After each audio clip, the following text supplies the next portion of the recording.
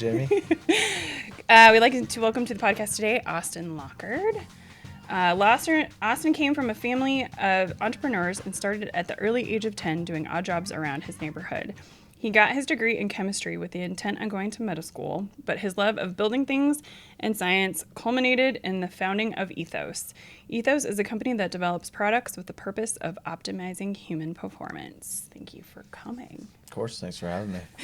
I'm so excited to finally get you here. I was like, yay, finally, because we talked like a month ago. Yeah. I went back to all my notes and I was like, what does any of this mean? But I have some questions. All right. So first question is always the same. What was your first job?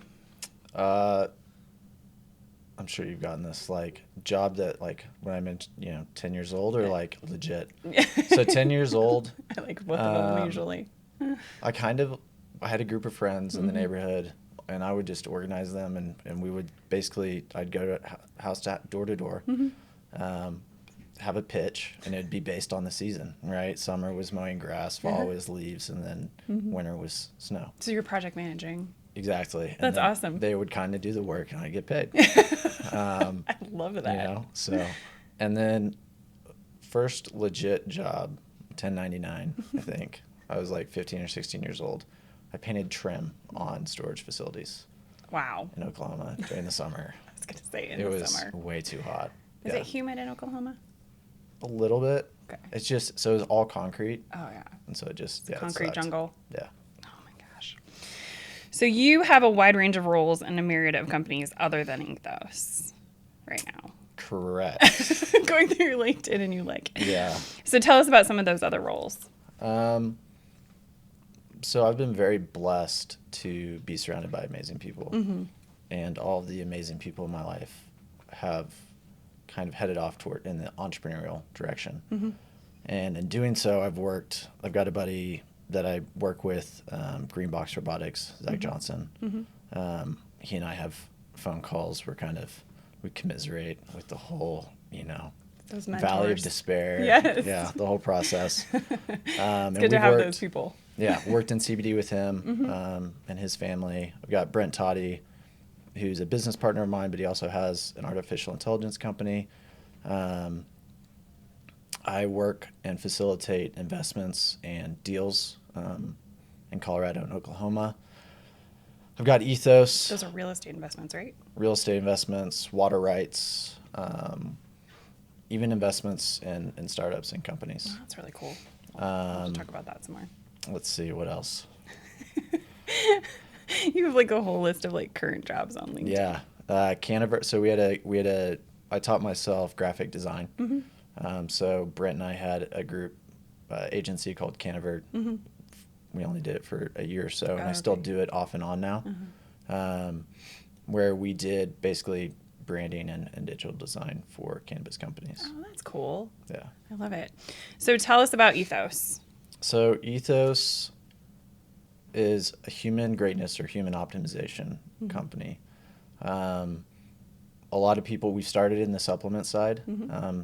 That was the lowest barrier of entry, and we've focused on the nootropics. And so basically what Ethos does is it creates products to further enhance and optimize work performance and cognitive abilities. I love that. So you guys just launched your first product called Correct. Work. Yep. Yeah, so exciting. That just happened, right? Just a couple months ago? Yeah, June. That's awesome. Congratulations. Thank you. So what is Work and what results have people seen from taking that supplement? So Work is a nootropic. That's kind of a wide-ranging category. So Adderall is considered a nootropic. Okay. Ashwagandha. So from synthetic to natural ingredients. And Work is a combination of those. It's not a pharmaceutical drug. It is a dietary supplement. And it has 11 ingredients in it that have academic or medical research behind them that have shown to facilitate better cognitive function as well as brain health. So I'm going to go off on a little bit of a tangent here. Yeah, do, because I'm going to have questions about. So the reason why I started Ethos was my grandfather has severe Alzheimer's, and I had my genes tested, and there are certain alleles that they've identified that foster or reduce your risk of Alzheimer's. So you have APOE2, E3, and E4. So we know that Alzheimer's can be genetic. Correct. Right. Correct. The brain neuroscience is still a developing field, despite what people think they know about it, even Alzheimer's, right? So Alzheimer's, they think, and there's some proof behind it, but it's still not established. You have plaque and tangles, right? So plaque it's a protein that develops between the connections of the neurons and kills them, and then the tangles develops inside the cells and kills them. And the genes that they've identified, the APOE, basically either mitigate that or facilitate it. Okay. E2 lowers your risk by 40%, I believe. E3 increases your risk 2 times. E4 increases your risk 12 times. Oh, wow. So when I was tested, and there are different variants. So you have E2, E2, E2, E3, et cetera. If you have the E4, that's when your risk increases by 12 times. And that's what I have. Oh, wow. Yeah. So it's kind of like a clock started counting down for me. Right. Yeah. So I've seen my grandfather just digress. Was he early onset? No. So he was 78, 76, 78.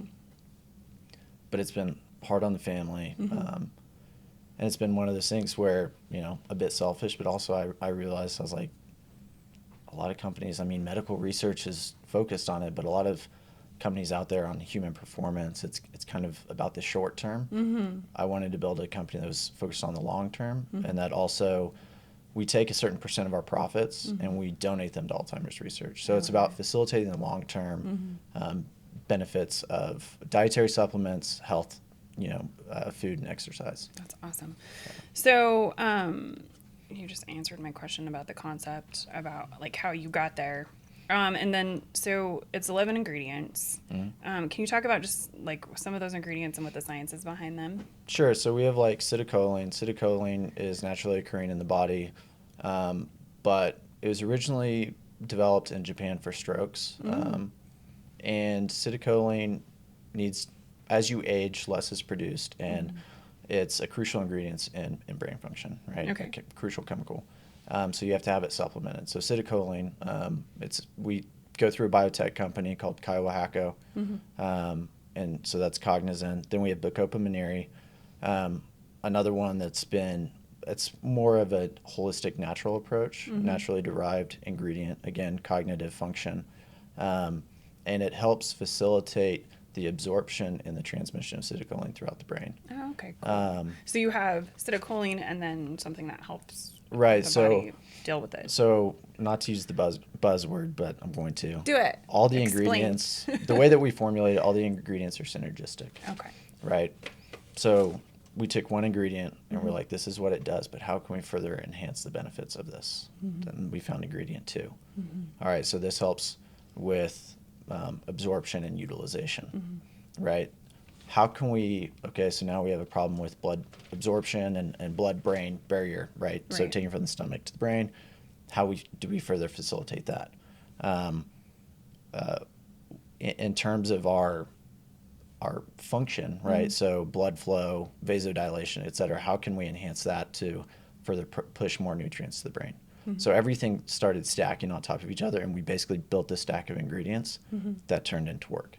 That's amazing. So you took your love of chemistry, or your background other in people's chemistry, research. and other people's research. Well, you know how to read it, right? Right. So I always, people are like, well, do your research?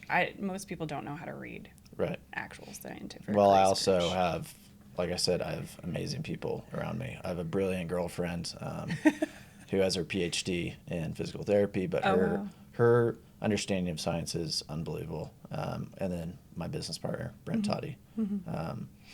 His background is in finance, but he's educated himself and yeah. That's awesome.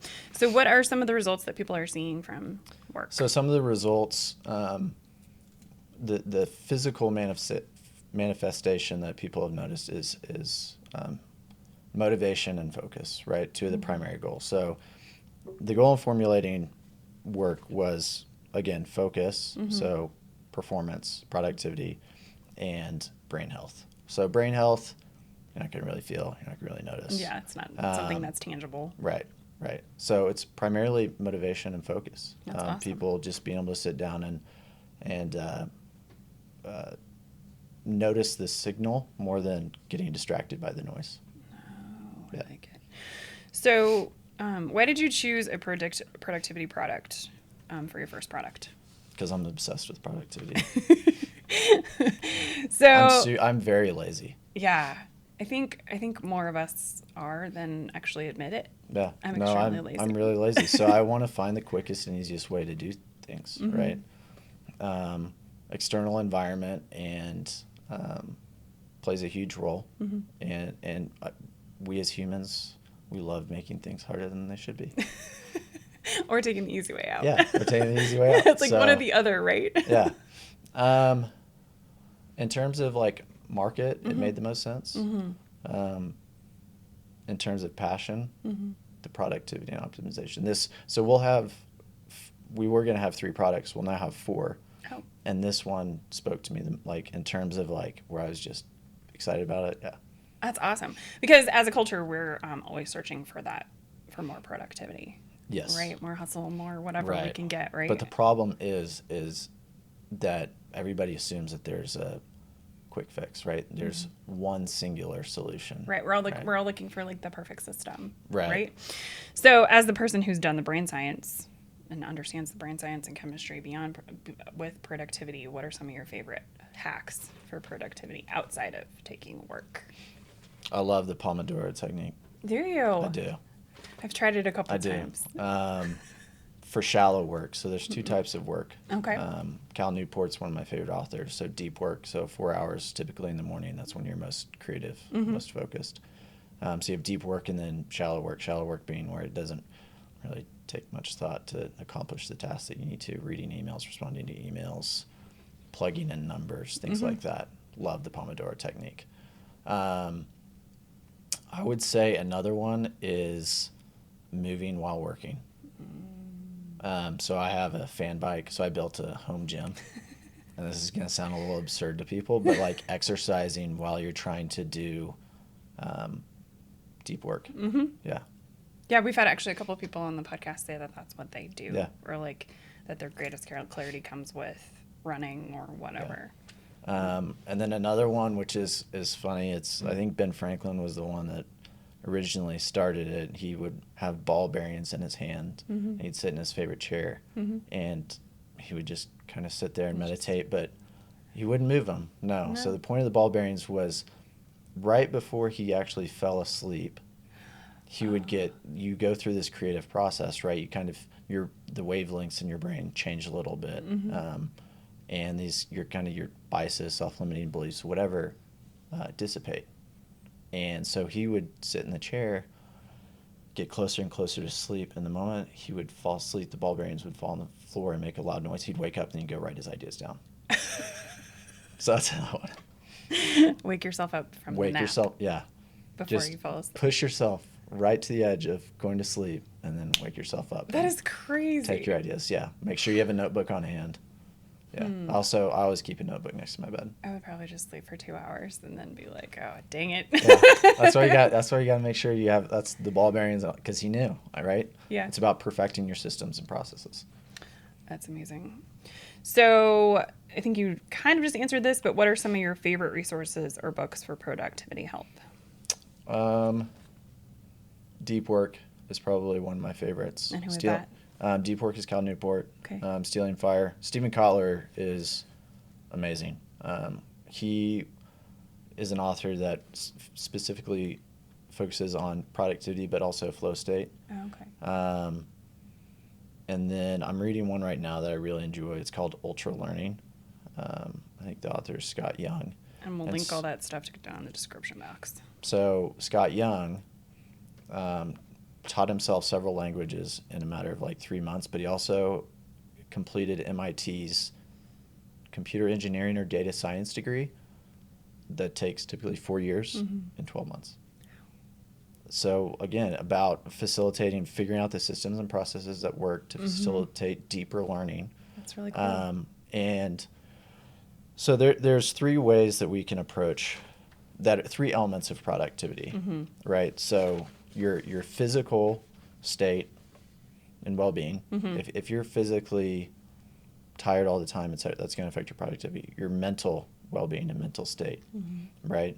So growth mindset versus fixed mindset, mental energy, self-awareness, and then time management, what I call ruthless prioritization. You have to be absolutely ruthless. If you want to be highly productive and you look at your tasks in terms of magnitude and impact, and you ask yourself every day, what can I do? What is the one thing? And this is another book, One Thing, by Gary Keller. He founded Keller Williams. Kind of. So it's what's the one thing that I can do today that makes everything else easier or unnecessary? What's my highest and best? Right. Magnitude and impact, as Elon Musk likes to say. Yeah. I love that. All good stuff.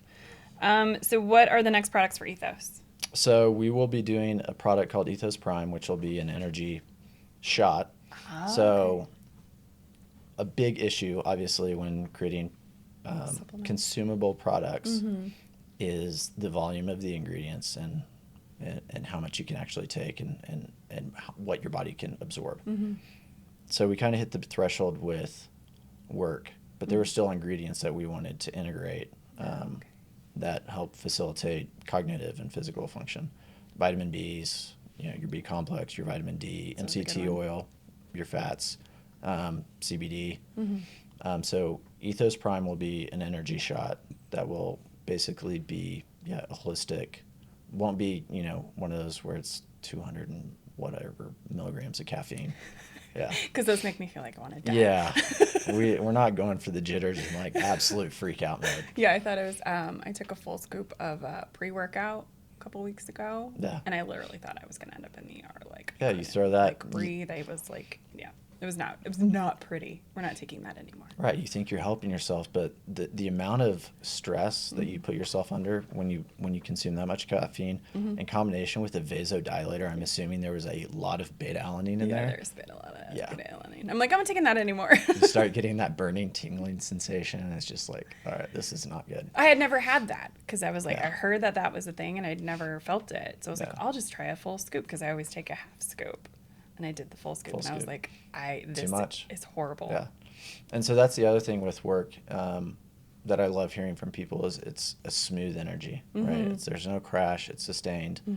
And it's 3 capsules. And basically what we tell people is, we don't believe, like, take 3 capsules and, like, you're good to go. Yeah. Everybody's different. Yeah, and we're trying to, one size doesn't fit all. No. I'm a total lightweight, so one would probably be. So, like, whenever you order our products, we have a little insert that we throw in there that we, like, kind of a standard that we've used to measure what dosage people should start with.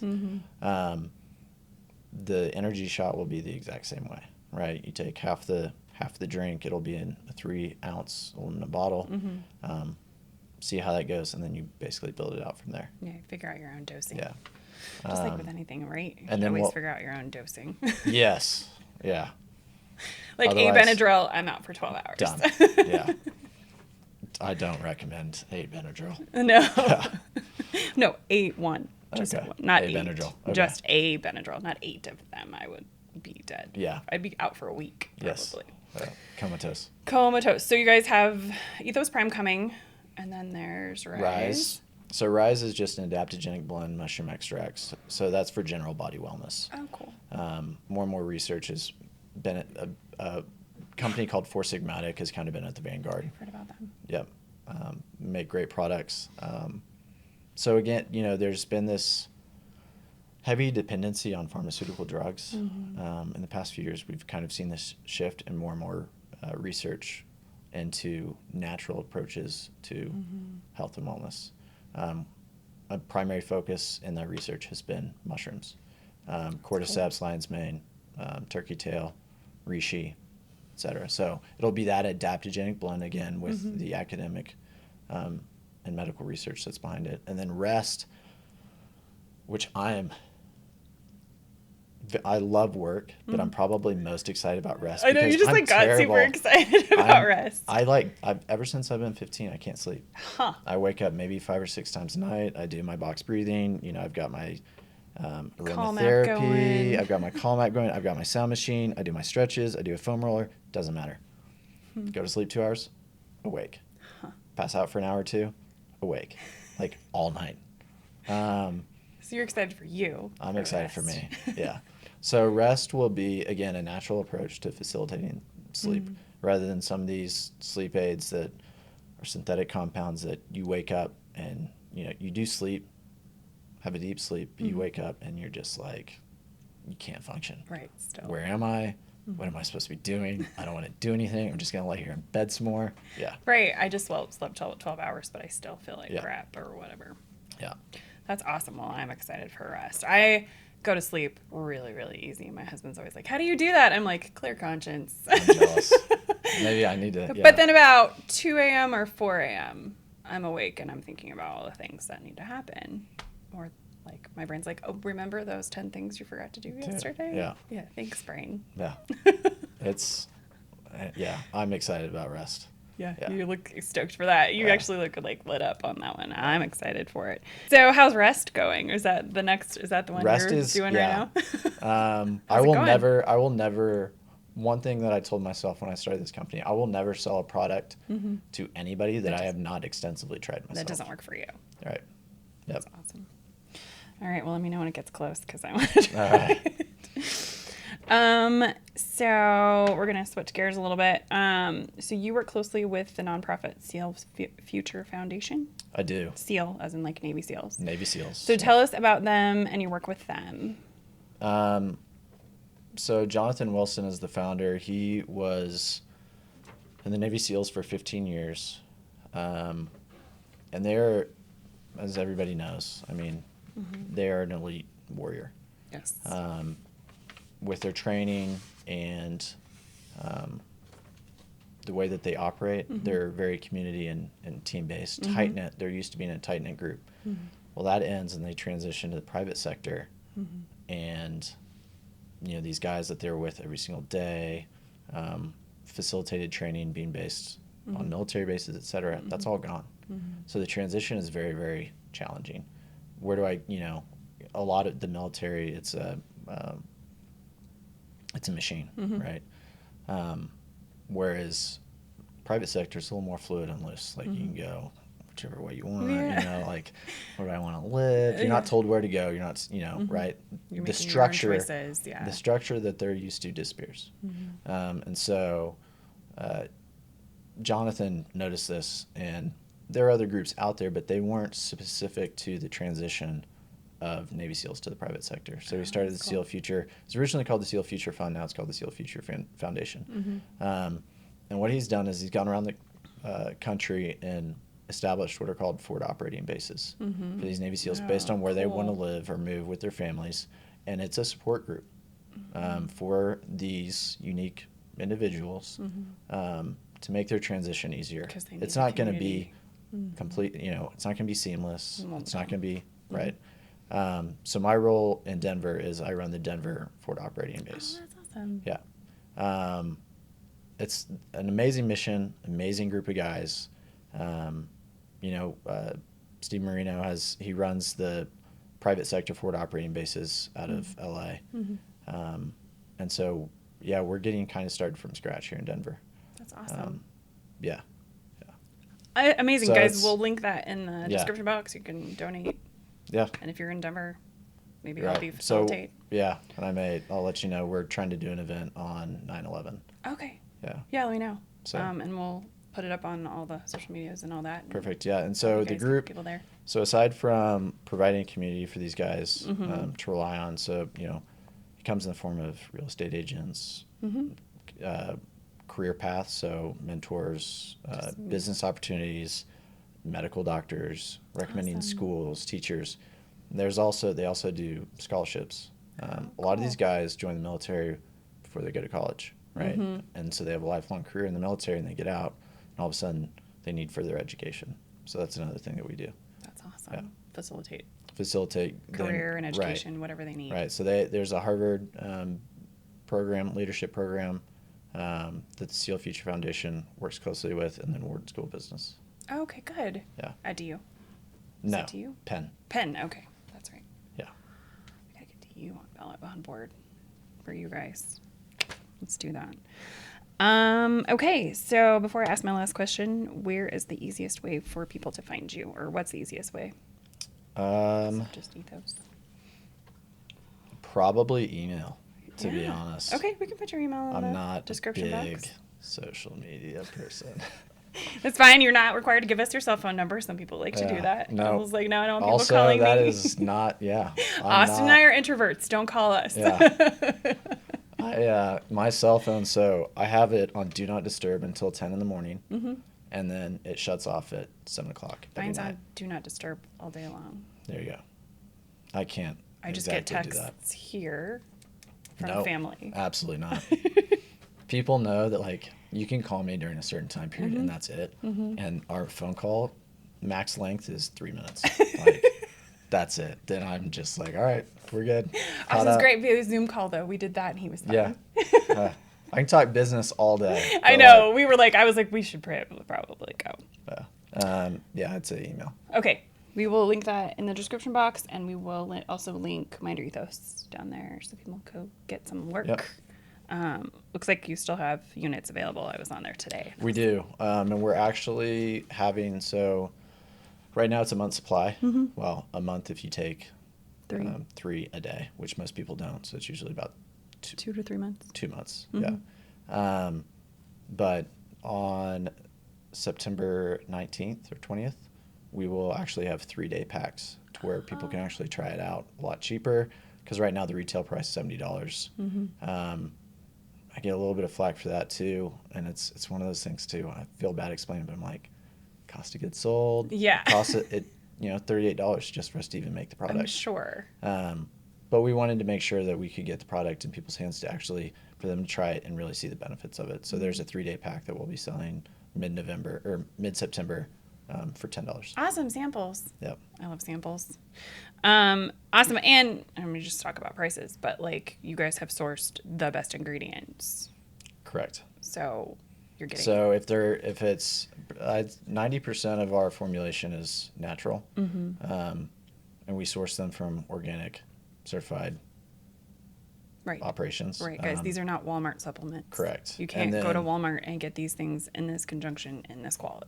Correct. And then if the ingredient is targeted toward brain health and not focus, it's typically licensed through a biotech company.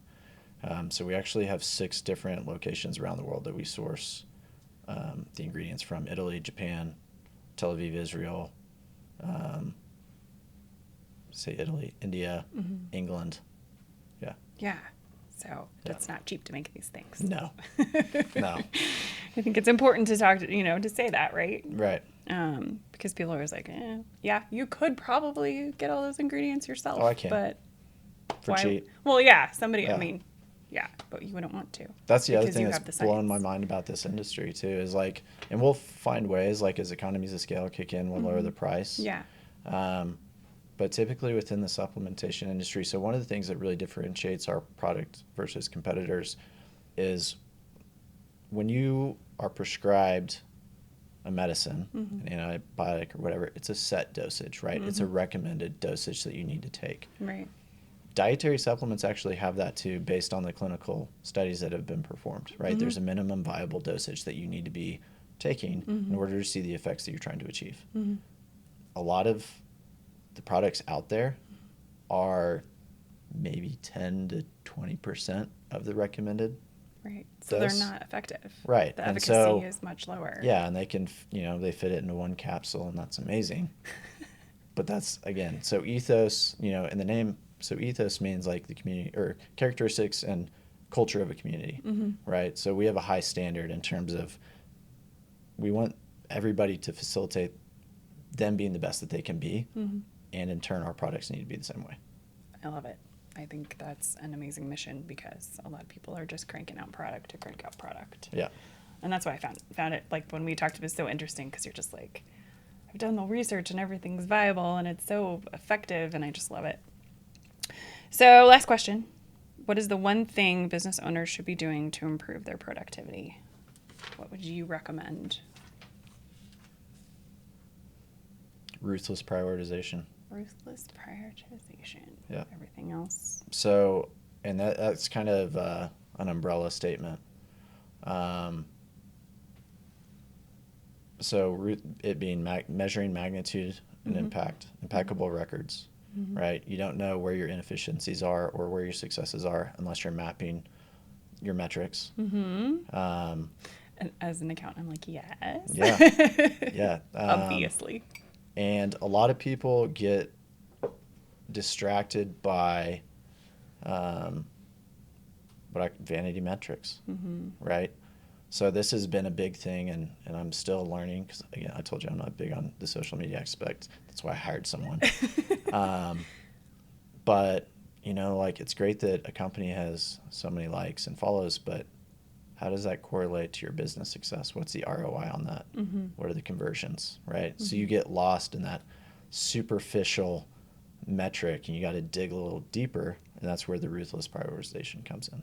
Does it actually matter? Is it moving the needle? Yeah. Magnitude, impact. Is whatever you're doing moving whatever forward? Correct. Yeah. Even a baby step is a step, right? Yeah. Even habits. Yeah. You have to be, we only have so much time and energy and willpower. Build the habits that are going to make the biggest difference. Don't build habits to have the habit. I hate it when people are like, I do this. I'm like, congratulations, but why? Like, explain that one to me. I'll give you a high five. I'll give you a hug. But explain why. Yeah, what does it do? What does it actually do? Yeah, I think that and we talk to productivity people all the time because that's something that we're all looking for is more productivity. Is, what are the things that actually are moving things forward? But also, like, for some of us, like for me, like inbox zero is really powerful because then I can go focus on something else. Right. So like if I can just get that inbox to zero, then I can go, it frees me up. It's a freeing of my energy. Yeah. Right. And everybody's different. Yeah. So, everybody's different. So it's hard. There's like no one, like this system will make you more productive. I can't. And when it comes to that aspect, Atomic Habits by James Clear. So I gift that book. Oh, do you? The amount of money I spent on that book, just sending it to people. Can you order a case? I probably should. By this point in time, I think I've probably gifted it 25 to 30 times. Atomic Habits. Atomic Habits by James Clear. Okay, I'm going to have to get that one. Yeah. That seems like your most favorite one of all the things you've said.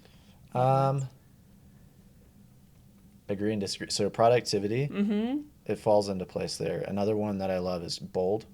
So that's written by Peter Diamandis, who has Singularity University, co-authored by Stephen Kotler. Okay. So if you want something that empowers you, because that's the other goal of Ethos, right? So the wealthiest place, I think, is Les Brown. Wealthiest place is a graveyard. The songs that were never sung, the books that were never written, the inventions that were never shared, and the discoveries that were never made. Because someone was too afraid to stick their neck out and then pursue it. Right. Yeah. To take the leap. Take the leap. I love it. Yeah. So Bold, I love Bold because it empowers. I read it, and every time I just feel empowered. I'm like, God, yes, go do stuff. My idea isn't crazy, right? I love that. Because that's one of the first things that we think about when we have an idea is this socially acceptable? Right. Is this going to work? Right. Within what our are culture? What are people gonna, again, loss of magnitude and impact? What are people gonna think? Not how is it gonna affect people, but what are people gonna think? Yeah. Is it socially acceptable? Help people? Yeah.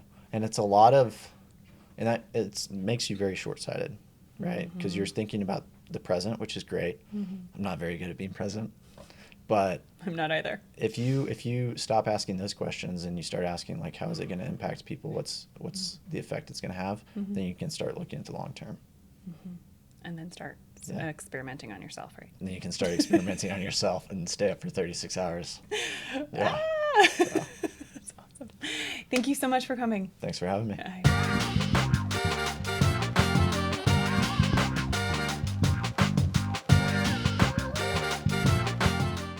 Hey y'all, thanks for listening. If you found this podcast to be inspiring, helpful, and entertaining, please like and subscribe. This helps us grow the community and reach more people. If you are interested in learning more about this episode's guest or accessing any of the books or other resources mentioned in this episode, be sure to check out the description box below. Until next time, be abundant.